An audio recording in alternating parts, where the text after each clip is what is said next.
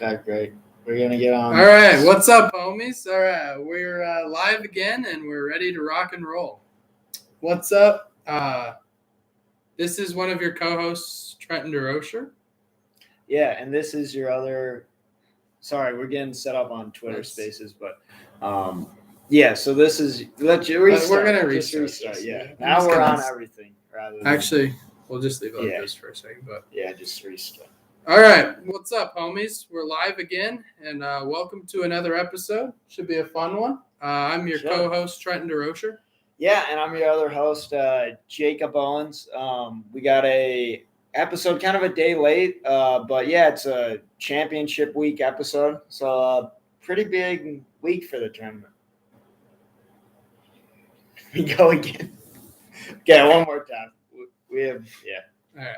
What's up, everybody? Welcome back to the homies. We got a pretty awesome episode for you, I think. So I'm your co-host, Trenton DeRocher. Yeah, and I'm your other host, Jacob Owens. And we got a championship week episode for you on Thursday night, kind of when things start getting a bit exciting. Start to see who's winning the tournament. So yeah, a lot of big quarterfinal games today. That's true. I think we kick it off with the Big 12 Big 12 upset. Baylor went down today. What's your instant reaction to that? I don't really know. I mean, I was following the game a bit. They played Oklahoma today, who was a bubble team for a while, and then kind of fell off the bubble. Tonight, they're probably back in the bubble, barely. Yeah, they're probably in the kind of the under consideration type area. Yeah. Maybe next 4 out talks. Yeah, not like this didn't put them in by any means, but kind of put them back. Oh, they have a chance. They probably have to win it all. They probably need to win the Big 12. I know maybe a championship game gets them there if there's some major carnage on the bubble. Yeah. If that continues, but maybe. Honestly, if somebody like Miami had ended up losing today, maybe they would have had a shot. You need a few of those losses there too. But no, I don't know. I don't know what it says about Baylor, to be honest. I don't think it's room to overreact with them. It's more of a case of I think Oklahoma needed to win. Their season's on the line. Baylor is still a 1 seed at this moment. With this loss, they could get knocked off that. Yeah, they definitely could, especially if Kansas ends up winning the Big 12. Maybe they take a 1 seed from the Big 12. And they're saying the SEC champ could even take but depending on who it is, I think. Yeah, if it's like in Alabama, then no. Right. It probably either if it's Auburn or Kentucky. I don't think Arkansas quite gets to the 1 line. Maybe 2. No, yeah, that's 2 a good point. Probably is their peak. Maybe 3. I don't know. Yeah. So I think they're a 4 right now. They win that 2 or 3. And just so everyone knows, once again, we have a game on as always. The eyes will be wandering around a little bit. We got UNC Virginia on 21-11. Virginia pretty much needs to win. Has to win. They're out for sure. They're out for sure. North Carolina's in. They're even ranked this week. What were they ranked? Like 20-something? Right towards the end. Yeah. 25th, 24 something. Yeah. Like after they knocked off Duke, ruined. Oh, let's talk about that real quick. I know it's not this week technically. Well, you don't have to say we can talk about it. You could have just transitioned into that. But okay, we'll talk about it. Yeah. Well, so Coach K's final game at Cameron Indoor Arena, and that's Duke's home court. And this whole year was his farewell tour, and this was like biggest televised event. So many former players there, and then they lose to North Carolina. Yeah, and not only that, but they were being really weird about it. Duke was being very weird about it. A farewell, just like the not shaking of the hands, and then saying that they were upset that North Carolina didn't do some tribute video for Coach K when they played him at Chapel Hill. I don't know why Duke expects everyone to roll out the red carpet for him and pretend they're like some godly being. It is a bit weird. I mean, ESPN was promoting this for 2 weeks at least. I was just more surprised. Did you see his Coach K's kind of remarks post game when that it was unacceptable? He got angry. He was angry at the fans. They were being pretty disrespectful. Well, yeah, because he was trying to talk and he said sorry, and then they started saying no, and he was like, no, we lost tonight. And I mean that is a pretty bad loss. North Carolina isn't that good. It's not that bad of a loss. It's a rivalry game. That's always a good game. But you're at home. North Carolina came in, played well. I don't know.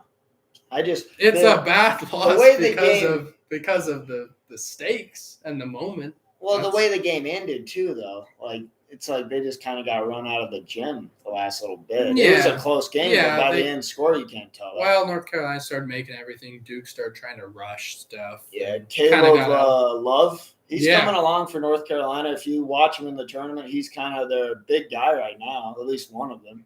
Well, yeah, and North Carolina's rolling right now. And after that big Duke win, maybe they start to get it clicking because like we've been talking about all along, they have the talent to do it. Yeah, well, I think North Carolina? Yeah. I don't know if I'm not going to lie, for a long time, I didn't think they should be in the tournament. I did admit last time that the record was a lot better than I had acknowledged. And, based on the record, I probably actually would put them in. I mean, I don't know if. I just feel like if they would learn to defend a little bit, they would have been a really good team this year. And now they're starting to defend a little bit, and they're rounded into shape a little bit. I would be shocked, though, if they go on a big run. But, I mean, they could win a game or two. I wouldn't be super shocked. Yeah. They've got really good guards, and then they've got big boy in the middle. Baycott. They got big boy Baycott. Think of his first name. Armando. I was going to say Armand or something. Yeah. Okay. I was starting to lose my mind for a second there. But Baycott, and then they've got Love and Leaky Black. Yeah, Leaky Black. Quite the name. That is. I even forget he's on the team, except his name's so unique. I don't know every time you hear it, you're just like Leaky. Yeah, it's but no, sorry, that was kind of a tangent, but I just thought of that. That was a big thing from this weekend. But one thing, let's go back to this. Today there were a lot of tonight, like we said, Baylor got upset. We can talk about at least one more that happened tonight, but earlier today was like a lot of games that were close to upsets, but didn't quite make it there. Yeah. Miami being one of them. Miami was a frustrating one to watch if you were a fan. We played pretty miserably, not to take anything away from Boston College, who shot the ball pretty well. They played well. They looked really good all tournament. They beat Wake Forest. They beat Pitt. That was a big upset, yeah. They're only the second team, I think, to ever make the quarters in the ACC tournament as a 13 seed or lower. So to win their, the first two back-to-back days. Yeah, I forgot. And the other team, interestingly enough, was Miami last year. Oh, geez. So that's weird when it's like I don't want to say history, but I guess it kind of is, just in terms of it's unprecedented, but then the last time it happened last year. Yeah, it was literally last year, and it was the team they were playing against. So it's... Yeah, Miami won on, I only saw you probably watched it live, but a layup in overtime as time expired. Yeah. So I can explain a little bit of what happened. Regulation, Miami's up 2. They've got the ball. Cameron McGusty for Miami gets fouled. He goes to the free throw line and misses the first, and he's our best free throw shooter, so I was already kind of starting to get worried. Then he makes the second one. So we're up 3. And we're just thinking, okay, there's 30 seconds left, 20 seconds left. Don't give up a 3. They drive down. They drive into the middle. Everyone on our team collapses to the middle. They kick it out for a wide open 3, and, of course, they make it. So we call a timeout thinking we're going to have one last shot. Wong tries to dribble between 5 players, turns it over, and they almost made a half-court shot at the buzzer to win in regulation. Yeah.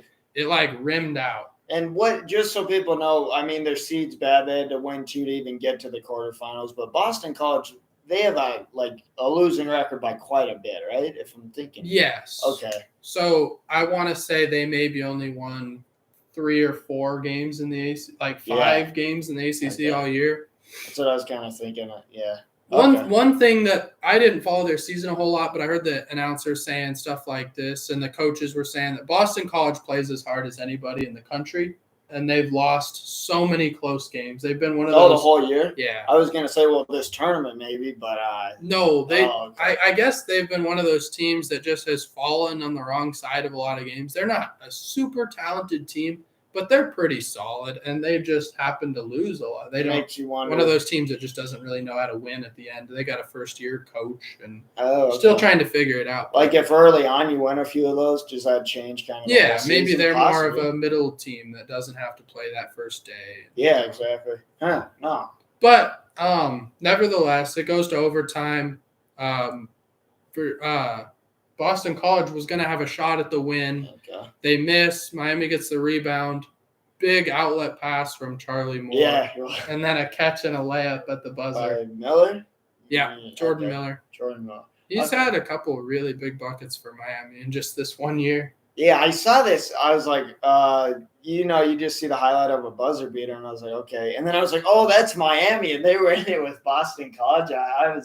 And then I thought of you, and I was like, I wonder what you thought of this. And it was, but kind of this time of year, survive in advance, you can, maybe play better, but you're still alive. So that's kind of what matters at this point. Arizona, same situation. They really tough game with Stanford. I was in class, so I missed it, but they won 84-80. Coloco had 24 points, 9 rebounds. He was kind of their big star tonight. Krisa got his ankle got injured in that game. That'll be a big thing to watch going forward with them. How bad do you think it was? Like he was slamming the floor. It looked very weird to me. Like I don't think it's anything that's going to concern for the NCAA tournament, but I think it could be maybe misses the next game or two of the conference. Just take him out of the rest probably. I mean, if you're playing the long game, honestly, this is not I don't know. It's probably not a popular opinion. I actually don't think because it's Kyer on the bench. He's not bad at all. He's really good.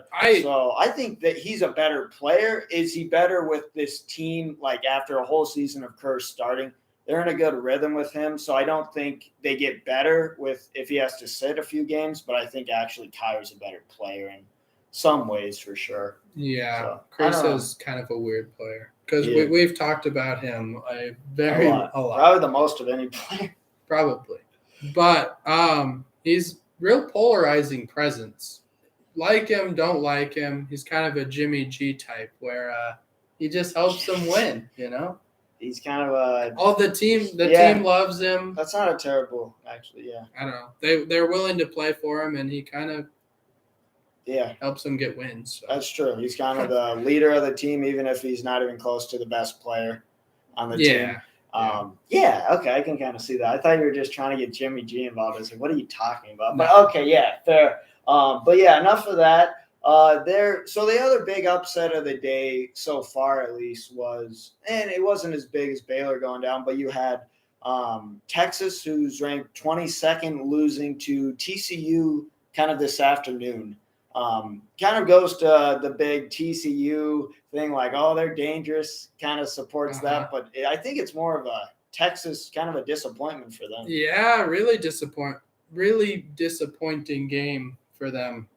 They were leading 16 at half, 18 at half. I saw that. They blew and I thought it was over. I didn't think there was any chance that they would give that up. But they found a way. They found a way to do the old Texas Longhorn blown game.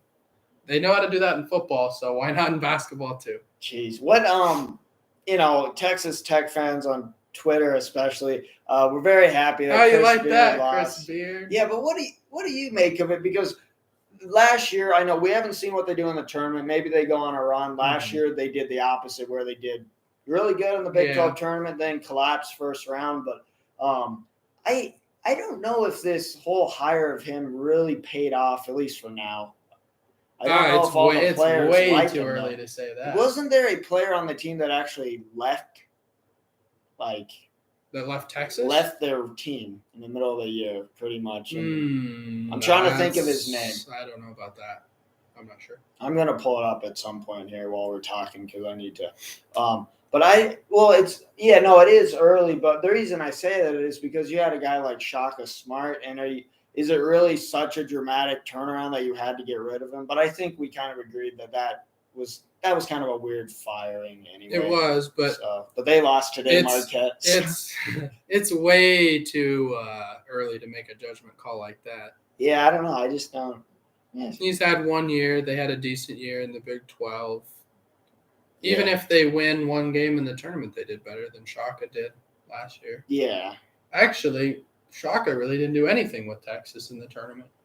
Not in the tournament, but last year they were rolling for a bit. Yeah, but no, I know. They won the Big 12, didn't they? They won the conference championship. The tournament? Yeah, the tournament. Yeah.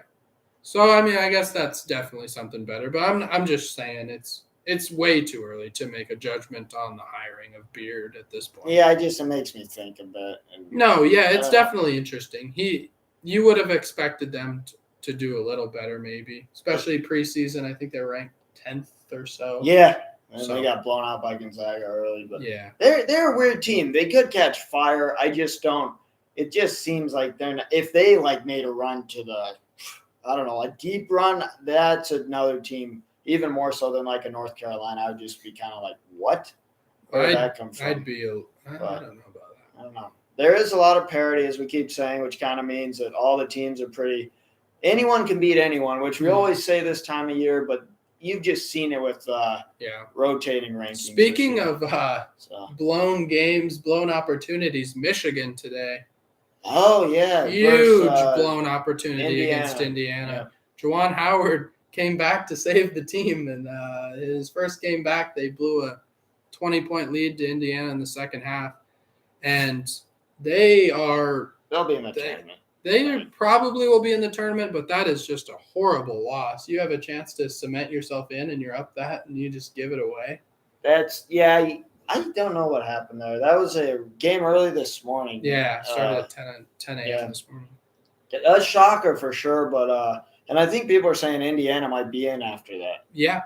So, I mean, I guess it's good for the Big Ten. It is, but, man, that's just brutal for Michigan because – there's still teams out there that are going to be playing games. Maybe there's a couple bid stealers. Maybe they're – I don't know. I don't think it's too early to say that Michigan – I think it's too early to say that Michigan's in still. That's fair. As of right now, yes, probably still in. But by Selection Sunday, there's still a lot of games to come. So, yeah. I don't know. I'm just – that's a good point. As of now, I think Michigan's in, but that doesn't – they're on the bubble. So, yeah, they could easily get knocked off the bubble. Right. And the thing is they just don't have a chance to improve their resume while other teams still do. So, it's just – it's a scary place to be in. I would have been – if Miami was there, I'd be worried too. So I think it's kind of a similar thing. Because you just have to sit and watch now along how many hours, whatever it is. Yeah, because maybe Wake Forest. Maybe we're watching this Virginia team. Virginia or Virginia Tech has a possibility of stealing one of those spots. And then there's a lot of other smaller conferences still that can still steal spots. That's true, yep. Oh, yeah, because you had Iona lose yesterday, and they were kind of this whole year they were showing up in the bracket projections just because they probably were the best team in that conference, but they got shocked by can't remember who, but that was a big not even a bid steal. I want to say it was Rider University. Yeah, no, I think you're right. Yeah. How I remember that, I'm not sure. But yeah, no, that's impressive. What about there's kind of two things I was telling you about this, two little controversies this week, if you want to call it that. What do you want to start with there? I don't really. Well, we just talked Juwan Howard. We could go with the punch. Okay. Yeah, Buddy Boeheim, the son of Jim Boeheim, the coach of Syracuse. Yeah, people don't know that. Well, if they don't know the coach's name. So yesterday they're playing Florida State. They blew them out. And at some point in the game, well, describe what happened because you actually saw more of than me. I read more. You read it. Okay, yeah. Apparently, the game was starting to get a little chippy. Buddy was starting to get a little mouthy with one of the players on Florida State. I think it was Matthew Cleveland. Actually, that might not be right. But there was some pushing. There was some shoving going on a little bit. And Buddy kind of got fed up with it, and on a box out where the guy kind of elbowed him, kind of bodied him a little bit on the box out, and Buddy just turned and kind of gave him a sucker punch, and in the stomach, yeah. So he got his 1 game suspension. There wasn't any foul called originally, which was really weird. I guess I didn't see it. Yeah, It was kind of a. What did he think? With a suspension, think I about? guess. No, it's probably deserved. You can't throw a punch. I mean, we're agreeing. You can be upset, but there's no reason to throw a punch or anything. I don't know. Yeah, no, I agree. I do understand kind of why he did it, but he still deserved to be punished. I mean, if you are getting shoved around, I mean, eventually you kind of got to stand up for yourself. That's probably just not the way to do it. Well, yeah, the thing I didn't get was there was like no action, and then you see the video start circulating online, and then he puts out a statement saying, I should not have, I don't know what he said, but pretty much kind of apologizing for what he did. Mm-hmm. And I was like, okay, I guess nothing's going to be done about it. That's how it goes. And then they announced, I guess last night later that he was suspended, which, yeah, he's a senior. He's done, which kind of sucks. But at the same time, you can't, if they didn't do that, it would have just been like, what standard are you setting?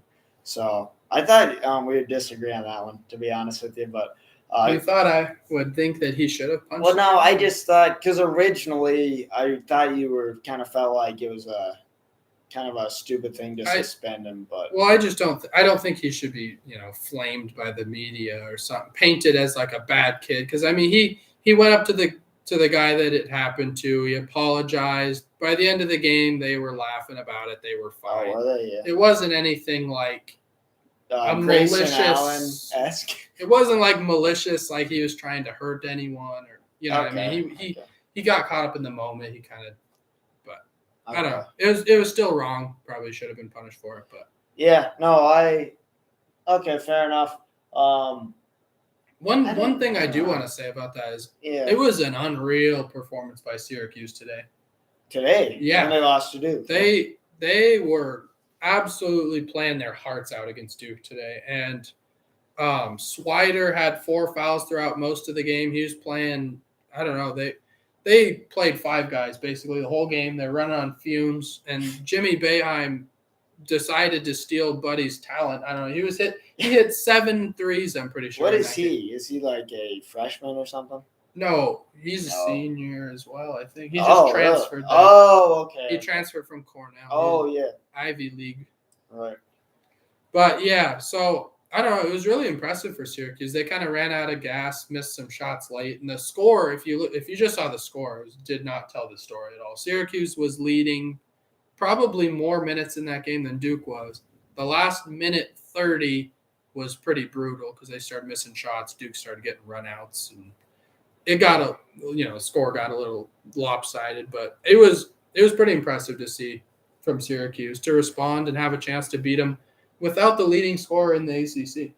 I didn't know it was okay. Yeah, I don't know his kids. One thing seems to be they can all shoot. That's kind of their big. Well, Jimmy, I mean, he's not really that. I mean, he's a decent shooter, but he was. Possessed. I think that Buddy is just a shooter. I don't know. Buddy is, but yeah, he's more of a That's shooter, what I thought. For sure. And one thing on Chris Beard, I've been a bit distracted. I was trying to look into that more. What I think was being seen was there's some speculation about, I'm not even going to name it, but they have a player on their team who kind of took a leave from the team, and some stuff being said on Twitter where implied wasn't very happy with Chris Beard. Is that true? I have no clue. So there's nothing to confirm on that. So I wanted to give an update on that. I could see him as being a pretty demanding coach. You can tell he's got a pretty strong personality, I'd say. Yeah. He demands a lot of his teams. Some players like that, though. Especially defensively. Yeah. I don't know. Players are different. Some guys they feed off that. Other guys are like, I do not like this at all. Yeah. If I was, my personality and his would not gel.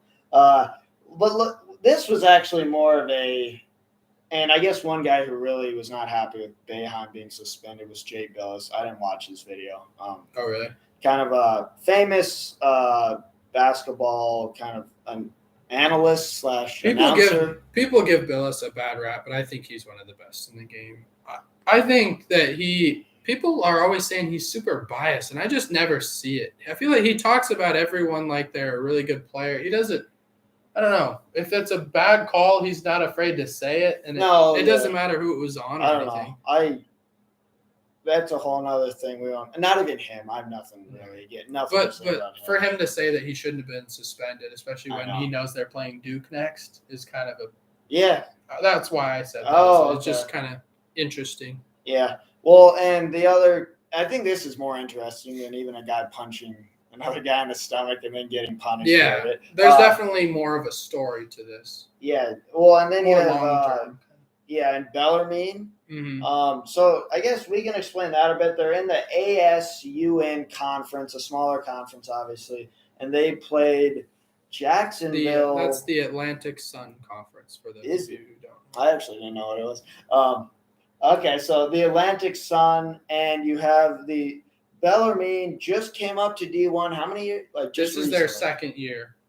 They came from D2 up to D1. So they're obviously doing well. They won the conference tournament against Jacksonville, which normally means you're in March Madness, and it didn't because there's a 4-year, I guess, what is it considered, probation? Yeah, they call it 4-year probation. I don't know why they have the rule, to be perfectly honest, but they have it. So people were saying it. And one guy in particular, he's like, it's a miscarriage of justice because they won the conference tournament, but they weren't eligible. They're not even eligible to be in the NIT, actually. I saw it today, I believe. So they win the conference tournament, but it doesn't mean anything. So actually, the team that lost in the title game, they beat Jacksonville State the night prior. And Jacksonville State's in the tournament because they're the regular season champs in the Atlantic Sun. But what did you make of it all? Most people are just taking Bellarmine's side, but I don't know. I have kind of a different take. I guess my only take is that it's a really stupid rule because if you're coming up from D2 to D1, there's no advantage there. So I don't know why they're on probation for 4 years. If you can play with the best and you're one of them, coming from a disadvantage of being at a lower division, I don't see why there's any problem with letting them play.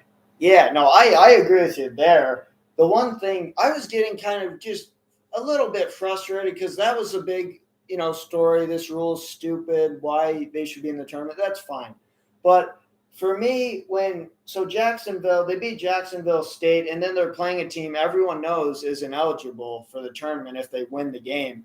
In my opinion, they should have been in the tournament. I know they didn't win the regular season, but if you get it based on the conference tournament, the team that gets second should probably be in the tournament. And that wasn't really talked about, but I don't know. I just thought that was kind of lost in me because I just felt for that team. It's like, it's a no-win. One other thing, there's two things I want to say to that. First of all, they had their chance to win and be in like everyone else did.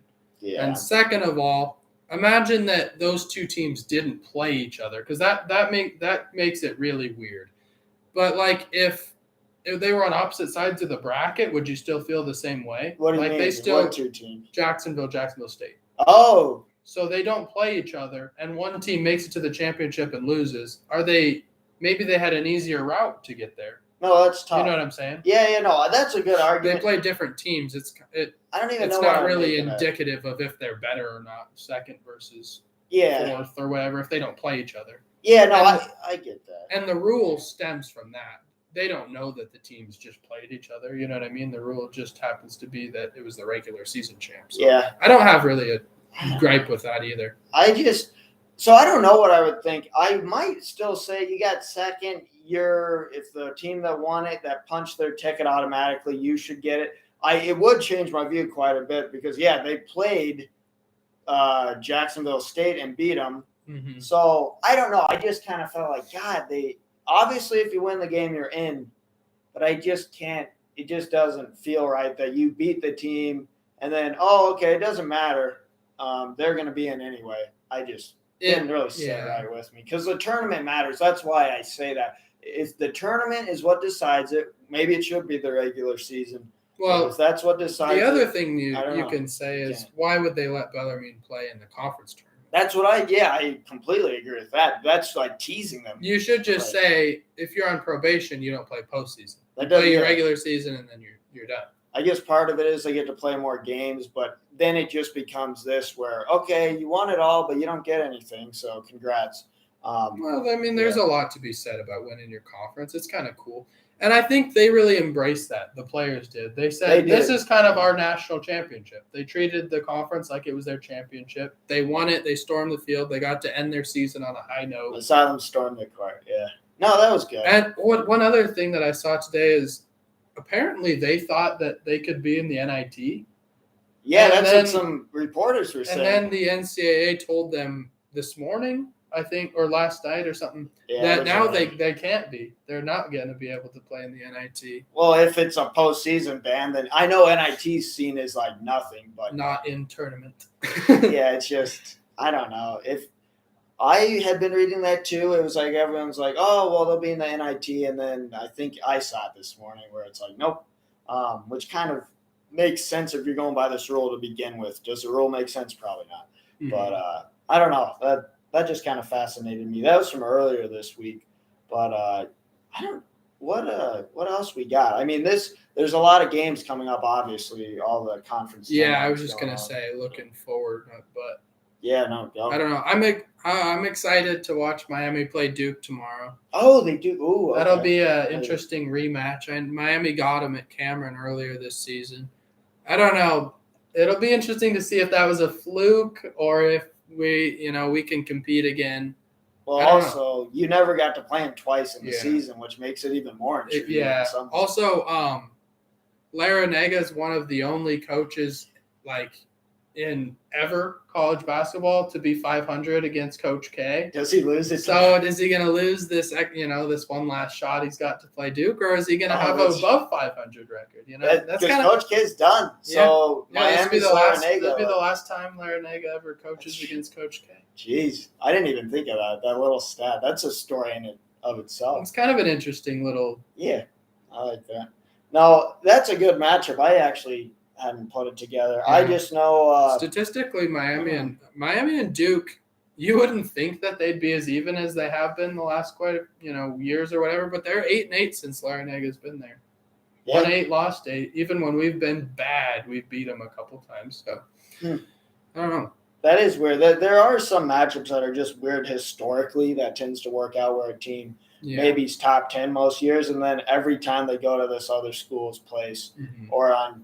I guess Miami won on the road, though. We've beat them in Cameron quite a couple times. Yeah, no, that'll be a good matchup. You have, just for the West Coast, so you had Colorado beat Oregon. Colorado beat Arizona by 16 a few weeks ago. So that's a matchup tomorrow. Arizona, do they get revenge? Probably without Kerr, I'm guessing. Who knows? Do they get revenge or do they lose and possibly – drop in the seeding or just drop in the region? I think that today's win probably just a 1. Probably got them to a 1 for sure. Yeah. If I was a betting man. I am a betting man though, so you kind of are, yeah. I'm a losing betting man, but nevertheless. Still betting man, okay. Still feeding them Montana sports bet machines. And UCLA last we saw was beating Washington State. So that's noteworthy. Winner of that will play the winner of, I guess, USC is playing. Who would they be playing? I'm spacing. Washington. Somebody else. I believe. USC and Washington, I think, play the nightcap. This is a game we should mention. So, no, the Pac-12, that's kind of what you got. Championship there Saturday night. Same with the ACC. Mm-hmm. But Big East, and we're watching a replay. I'm glad this came up. Yeah. Okay, you were talking and you just stopped. No, we had St. John's. I think they were winning most of the game, from what I could tell. But they were up 12 early in the second half. So, geez, yeah, they lost to Villanova by 1. So, I'm sorry, I'm having an absolute crazy time. How did Miami go into the last 4 byes with a win today when we were above that? I saw that, but I didn't know. So just for people that are listening, what we're talking about is ESPN's Joe Lunardi is kind of the bracketologist, and he pretty much says these teams are on the bubble, these teams are out, and he's usually pretty accurate. So it's halftime of this game. We're watching North Carolina and Virginia, and Miami is considered last 4 byes when they weren't, as Trenton said. Yeah, and they won today. And, yeah, that is kind of weird. I don't know. That's it so makes weird. me wonder if they So were. somebody jumped us apparently. A couple teams. Yeah, but maybe they So were at least last 4 so. guys. Are you No, sure they weren't? We were. We were in as a A 9, so you could have been. no, I don't think so. I don't know. Anyway, it doesn't matter. We'll still be in because we just I don't know. Unless if there's a ton of bid Steelers, you're still going to be in the tournament. I guess at this rate, maybe you'd be playing, which is crazy.